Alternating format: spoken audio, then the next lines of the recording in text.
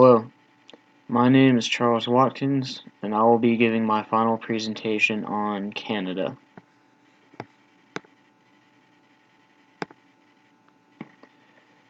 The population and structure of population of Canada. Canada's current population is 37,623,544.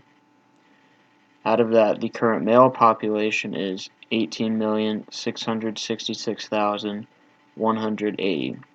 That accounts for 49.6%. The current female population is 18,957,365, and that accounts for 50.4%. Canada ranks 38th in the world in population, and it accounts for just under 0.5% of the world's population. The median age in Canada is just over 40 years. The life expectancy is 81.4 years. That's 78.8 years for men and 84.1 years for women. The different ethnic groups of Canada. Canada is one of the most ethnically diverse countries in the world.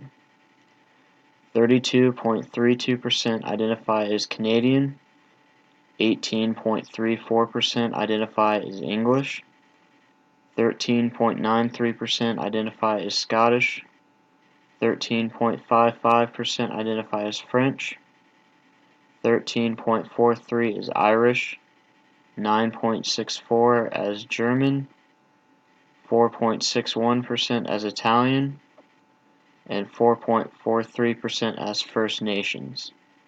And First Nations are to Canada what Native Americans would be to the United States. The different languages of Canada. There are a total of 211 different languages spoken in Canada. However, these are the most common. English accounts for 58.1%. French accounts for 21.4%. Chinese, which includes Mandarin and Cantonese, account for 3.3%. And other immigrant languages account for 18.8%. The different religions of Canada. Christianity counts for 69%. 23.7% identify as religiously unaffiliated. 2.1% identify as Islamic. 1.4% identify as Hindu. 1% identifies as Judaism, and 0.8% identifies as something else.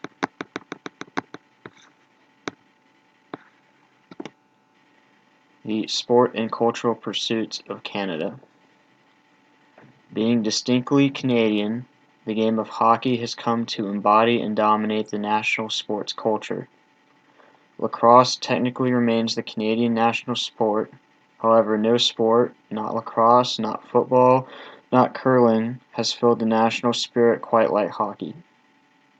Many Canadians identify both their passion and their talent for the game as a point of pride. The significance of sport in society for Canada. These are the main international sports Canada participates in, and this is how they stand in the world rankings.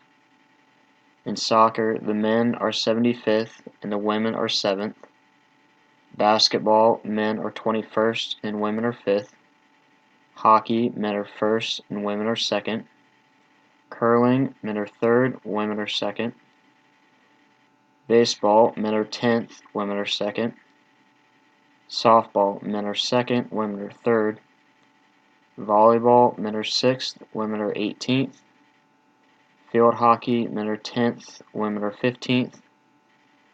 Water polo, men are 15th, women are 8th. Tennis, women are 14th, women are 13th. Rugby union, which is traditional rugby played with 15 players. Men are 22nd and women are 4th. And then rugby sevens, which is only played with 7 players. Men are 11th and women are 3rd.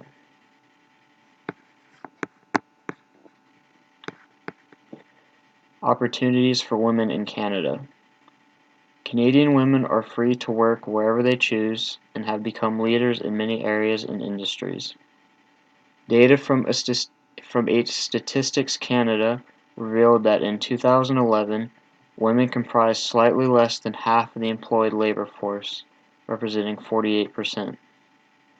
Women were most likely to be employed in sales and service occupations, accounting for 27.1%. Business, finance, and administration occupations accounted for 24.6%. Occupations in education, law and social, and community and government services accounted for 16.8%. There are many fields where the number of women is quite low.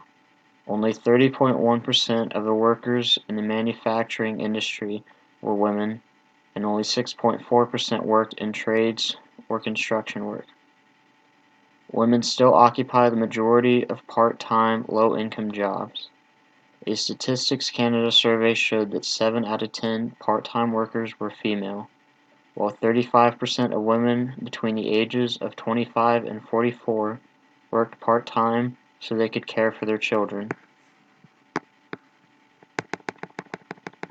Women make up just over half of the Canadian population, yet continue to be underrepresented in political and professional leadership positions. When more women rise to leadership roles, they become role models to girls and to other women. More women leaders will also influence the high-level decision-making that will pave the way toward gender equality. Although Canada's federal cabinet is now evenly split between men and women, only 27% of the seats in the House of Commons belong to women. Women comprise 19.5% of the board members for Canada's top 500 companies, and just 8.5% of the highest paid positions in Canada's top 100 listed companies are held by women. The most significant female sporting hero in Canada has to be Christine Sinclair. She is the most successful soccer player to ever compete for Canada. She made her debut with the senior national team as a 16-year-old. As of June 20, 2019, she has accumulated 182 career international goals, ranking her second all-time but first among active players. In 2013, she was inducted to Canada's Walk of Fame. Sinclair has competed at 3 Olympic Games, winning back-to-back bronzes at London in 2012 and Rio in 2016. At London, she was the tournament's leading scorer with 6 of Canada's 12 goals. She was named Canada's Soccer's Women's Player of the Year 11 straight times from 2004 to 2014, and again in 2016 and 2018. She is a multiple-time nominee for FIFA's Women's World Player of the Year. The most significant sporting event in Canada's history has to be Paul Henderson scoring for Canada. In 1972, the Cold War was in full force, and the Summit Series absurdly frightened with meaning. It wasn't just hockey, it was an honest-to-goodness clash of competing world visions. The NHL versus the Red Army. Canada should have lost because the Russians were so much better. Through 7 games, Canada had pulled out 3 wins, Russia had 3, and there was 1 tie. With 34 seconds left in the deadlock series that had gone on for 27 days, goalie Vladislav Tretiak rebounded a shot from Phil Esposito. Paul Henderson picked up the bounce and flicked the puck into the net. In a moment that became immortal, Henderson was a Canadian hero. He also scored the winning goals in the 6th and 7th games, keeping Canada in the series at that point. There are no other contenders for a bigger moment in Canadian sports.